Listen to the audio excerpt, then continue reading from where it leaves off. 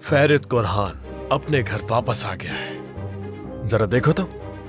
Yes. तुम तो जाने के लिए बहुत बेताब थे ना, अब क्या हुआ? देखो, जो गुजर गया वो याद नहीं करता मैं। तुम अच्छी तरह जानती हो मुझे। जानती हूँ, इसलिए मैंने कहा था कि तुम नहीं जा सकते। अच्छी तरह जानती हूँ मैं तुम्हें। मुझे इतनी बातें सुनाने के बजाय तुम अपने बाबा का सोचो। अगर वो फिर से आ गए तो? मुझे सोचने की जरूरत नहीं है, तुम सोचोगे, क्योंकि तुमने ही कहा था कि तुम उन्हें मुझे ले जाने नहीं दोगे। मैं रोक लूंगा तुम्हें। हाँ बिल्कुल, तुम ऐसा कर सकते हो। आंटी अगर हाँ ना कहती तो फिर देखते तुम क्या करते। मेरी हाथों आंटी मुझे कभी मना नहीं करती। कमाल है वो। वैसे अगर आलिस साहब ऐसा चाहते हैं तो आप सरान को घर ले जा सकती हैं। ऐसे ही कुछ कहा था ना? उन्होंने ये तुम्हारे लिए नहीं कहा फेरित, हालिस साहब के लिए कहा। इससे कुछ भी फर्क नहीं पड़ता, कहा तो था ना। अब देख लो तुम खुद, तुम यहाँ हो मेरे पास। अभी के लिए। हाँ, अभी के लिए।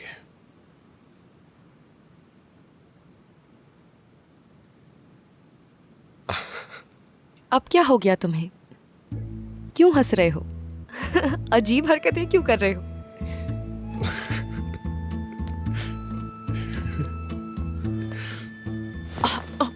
ये तुम क्या कर रहे हो फेरित? क्या है? सहरान यार, तुमने सबके सामने मुझे किस किया था एयरपोर्ट पर। हाँ? हालत देखो जरा, अपनी हालत देखो फेरित। या अल्लाह, इससे अकल दे थोड़ी। वो सब तुम्हारे लिए नहीं किया मैंने, तुम्हारे खानदान की वजह से ऐसा करना पड़ा। ज्यादा उड़ने की जरूरत नहीं तुम्हें। ठीक है, जानता हूँ ऐसा ही हुआ होगा, क्योंकि तुम मेरे घर वालों से बहुत प्यार करती हो। वो प्यार तुम्हारी किस्म में छलक रहा था। और यकीन करो, अगर अम्मी को पता चला तो वो बहुत खुश हो जाएंगे इससे। क्या हम इस बारे में बात करना बंद कर सकते हैं प्लीज? ये कोई इतनी बड़ी बात नहीं है फेरित, और तुम अपने दिमाग में कोई गलत फहमी मत पालना।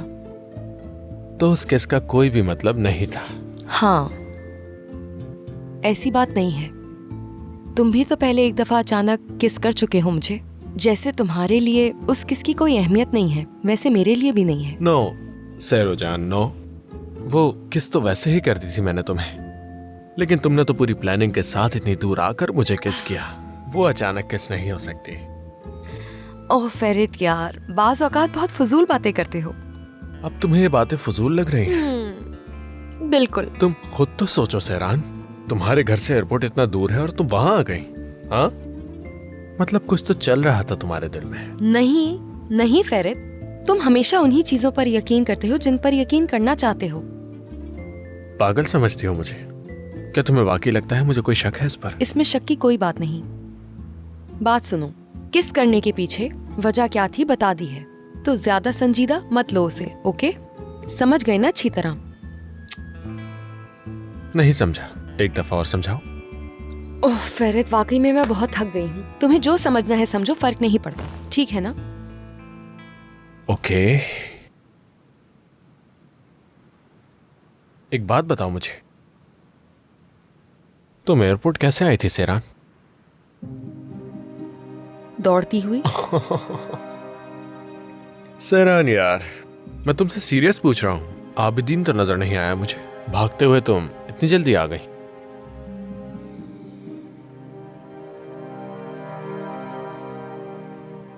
फेरित, लड़ना नहीं चाहती हूँ मैं तुमसे, इसलिए इस सवाल का जवाब अभी मुनासिब नहीं समझती। क्या कल दूं तुम्हें? ओके, कल दे देना जवाब। कुछ तो गड़बड़ है इस बात में, जाहिर है। वैसे चाहो तो बता सकती हो, मैं तुमसे नहीं लड़ूंगा, प्रॉमिस। क्योंकि तुम आज मुझसे कुछ भी कह सकती हो।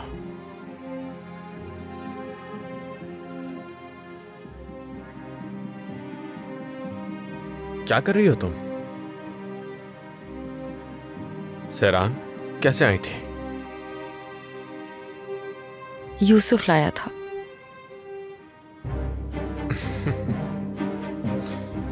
तुम चाहती हो कि मुझे गुस्सा आ जाए, है ना?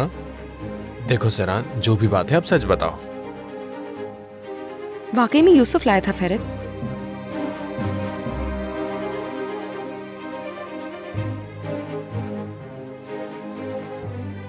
तुम क्या कह रही हो? मुझे कुछ समझ नहीं आ रहा। यूसुफ तुम्हें वहां लेकर आया, यही कह रही हो तुम, है ना सेरा? यार फेरित, मेरे पास कोई और रास्ता नहीं था। आपा ने मदद के लिए बुलाया था उसे। और वो मदद के लिए आ गया, ऐसा ही है ना? सेरान, मुझसे झूठ मत बोलो। मैं जानता हूं कि इसमें से कुछ भी सच नहीं है। फेरित, झूठ नहीं बोल रही हूँ तुमसे। यूसुफ लेकर आया था वहां मुझे झूठ बोलने से क्या मिलेगा? आज नहीं तो कल तुम्हें किसी और से पता लग ही जाएगा।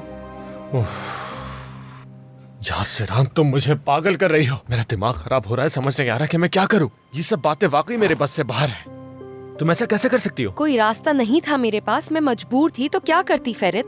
और इसमें गलत क्या है? वो मुझे एयरपोर्ट ही तो लेकर आया था। बिला वजह बात बढ़ाने की जरूरत क्या है फेरित? बहुत अच्छे, बहुत अच्छे। हाँ, ये कोई बड़ी बात नहीं। अच्छा काम किया तुमने, वाकई बहुत अच्छा काम किया तुमने। क्या बात है?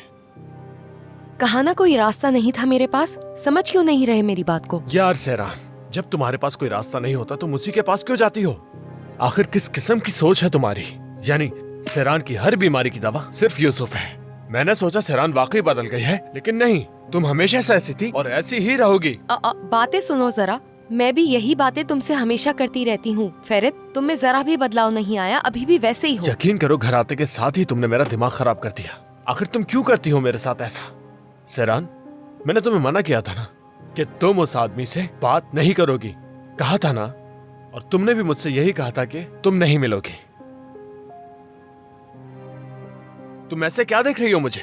कुछ पूछ रहे हो, जवाब दो। मैंने तुम्हें बताया था ना। हाँ, बताया था। तो तुम ऐसे बिहेव क्यों कर रही हो जैसे तुम कुछ जानती ही नहीं हो? सेरान, तुम्हारी नजर में मेरी कोई अहमियत ही नहीं है। मेरे मना करने के बावजूद तुमने उससे मदद ली।